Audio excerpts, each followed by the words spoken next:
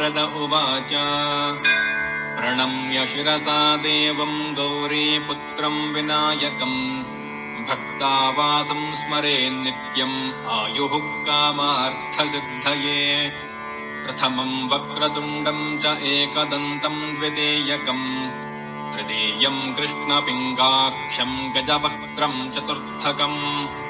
लम्बोदरं पञ्चमं च षष्ठं विकटमेव च सप्तमं विघ्नराजेन्द्र धूम्रवर्णं तथाष्टमं नवमं भालचन्द्रं च दशमं तु विनायकम् एकादशं गणपतिं द्वादशं तु गजाननम् द्वादशैतानि नामानि त्रिसन्ध्यं यः पठेन्नरः न च विघ्नभयं तस्य सर्वसिद्धिकरः प्रभुः विद्यार्थे लभते विद्यां धनार्थे लभते धनम् पुत्रार्थे लभते पुत्रान् मोक्षार्थे लभते गतिम्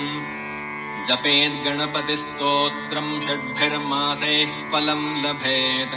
संवत्सरेण सिद्धिं च लभते नात्र संशयः अष्टभ्यो ब्राह्मणेभ्यश्च लिखित्वा यः समर्पयेत् तस्य विद्या भवेत् सर्वा गणेशस्य प्रसादतः इति श्रीनारदपुराणे संकष्टनाशनं नाम गणेशस्तोत्रं सम्पूर्णम्।